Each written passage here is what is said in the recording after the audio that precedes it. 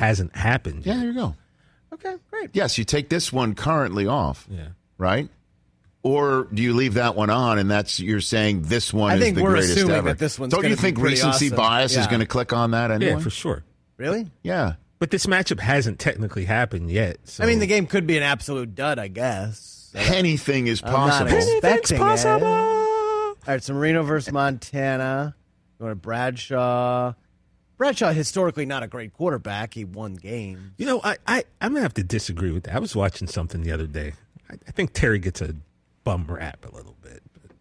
He gets a bum rap how? Yeah. Well, because the dude's won 4 Super Bowls. Right. And yet you never hear Terry Bradshaw's name listed amongst the greatest quarterbacks. Well, first of all, I think part of the reason for that is he won 4 in the first 10 years. It's been 40 years since he's won a Super Bowl, and as you know, there's He also a lot. had the greatest defense of all time. No, it's not just.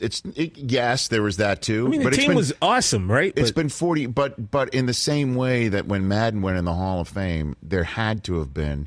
There was for when John Madden got named to go into the Pro Football Hall of Fame, there was a whole generation of people saying, "Wait a minute, he's not there yet. How's that possible?" Right. And the reason why that was is because I remembered him as one of the greatest coaches of his time. But there was a whole generation that's like, "Wait a minute, is he going in because of the video game?" I'm serious. Like, people knew him as the broadcaster video game guy. Everyone knows Terry as the guy who is, joshing around on NFL on Fox, and a whole bunch of people also know him from Cannonball Run and what have you. Right. There's so many different things that he's done. Yeah. I mean, by the end of the day, there will be a generation of people who go, "Wait, Strahan played football?"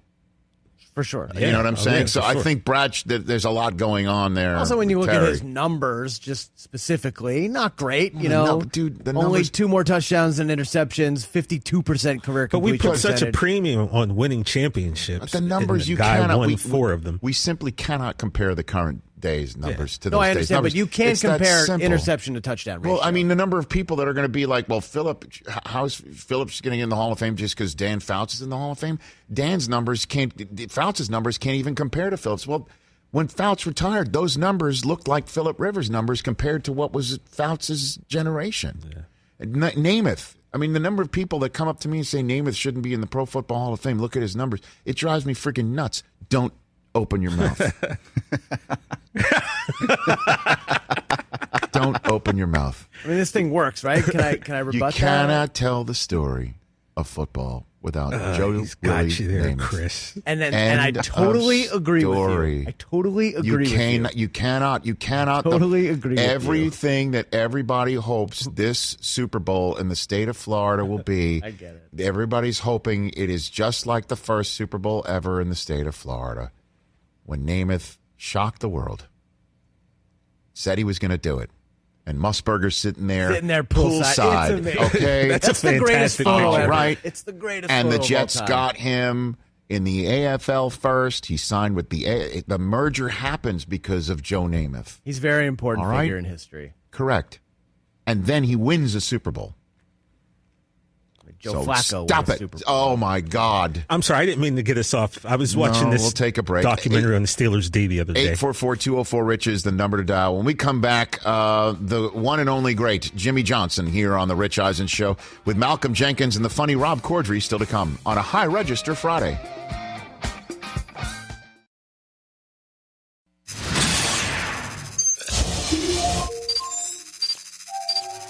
We sent you this song that we kind of created based off of Nick Saban.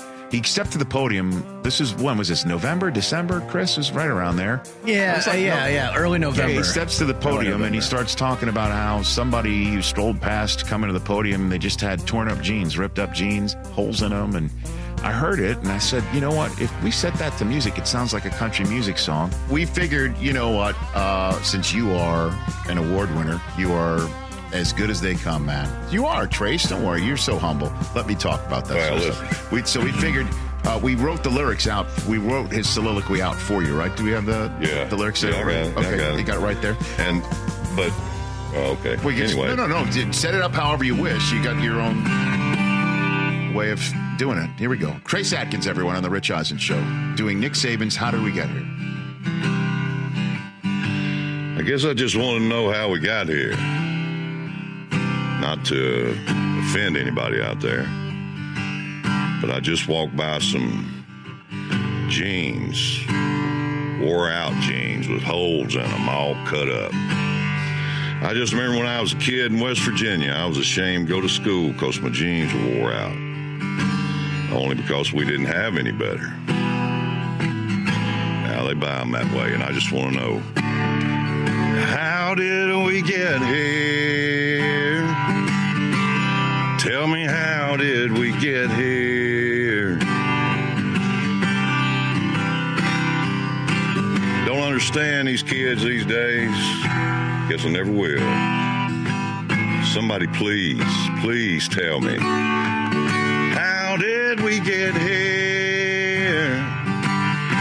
People, how did we get here? Is that, you know what?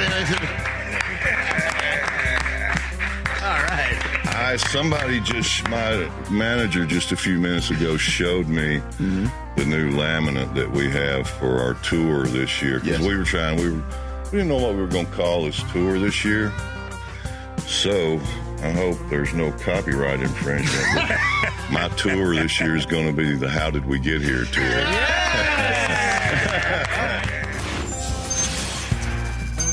How cool was that, right? Way back in the day. Fun stuff.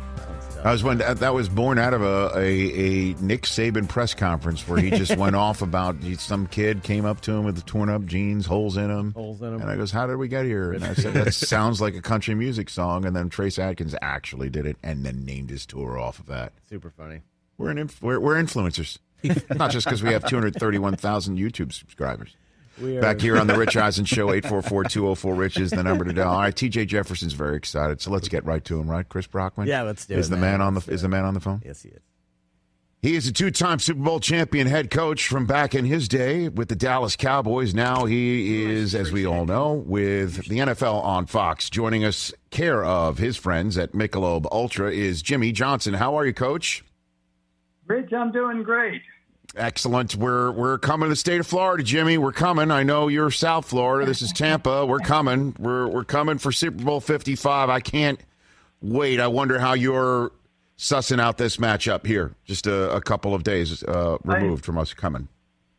Rich, I would have never guessed that I, might even consider going up against Andy Reid and Patrick Mahomes. But I tell you, this Buccaneer team, they're going to get probably Antonio Brown back. That'll help. On top of that, Todd Bowles has done such a great job with that defense. And now with the Chiefs having some problem at offensive tackle with the injuries at Fisher, this is going to be a heck of a ball game. I don't know that I could pick a team. It would be a coin toss, as far as who's going to win this thing. But I hope I see 38-36.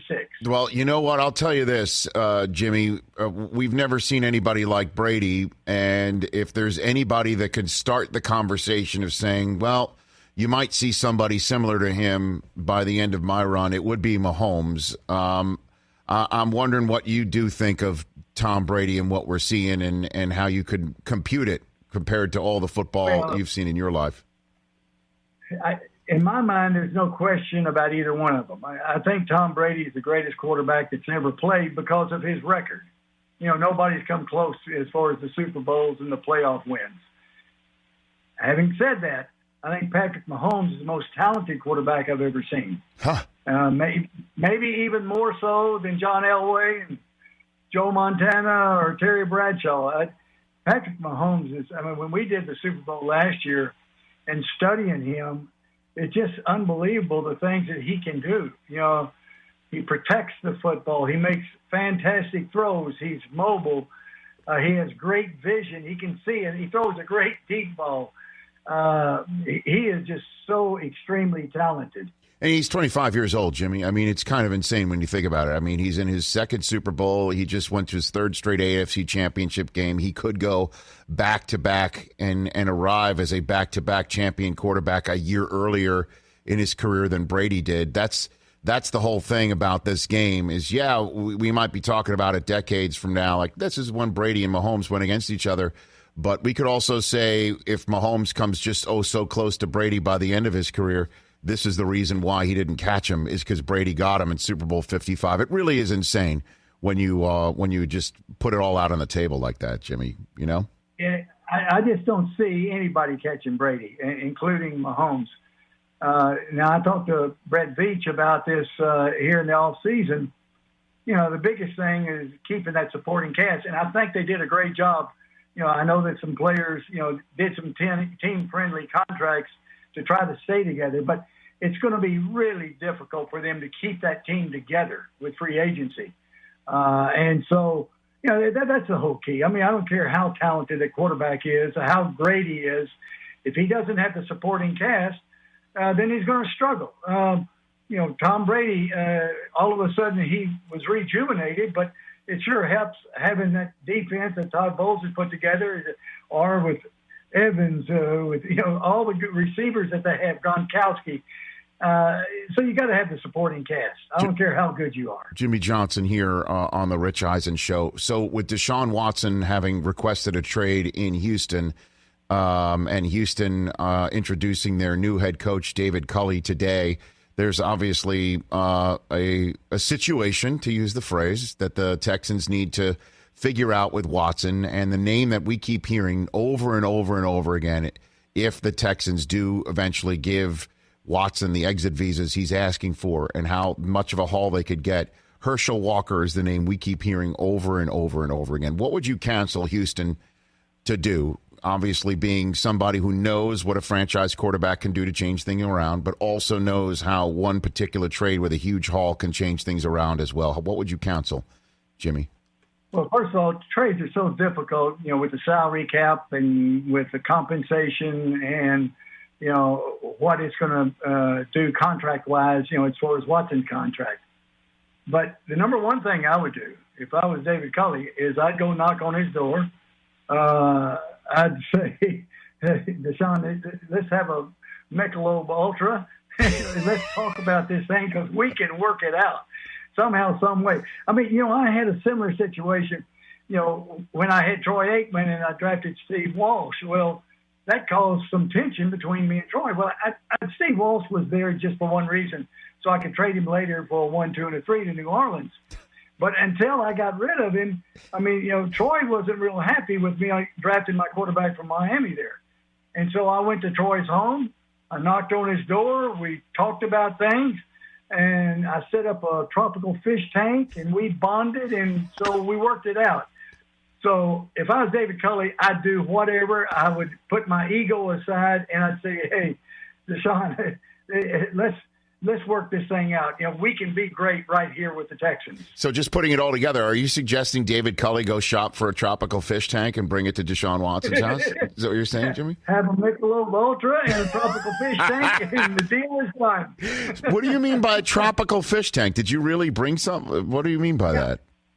Oh, yeah. I was into tropical fish. I've always been into tropical fish, and Troy was kind of infatuated with him. One time he said, hey, I might set up a tank. Well, he gave me a good excuse to go spend time with him. And I went one Sunday over to his home in the off-season after that first year, and after I traded Walsh away, and we spent the entire day together.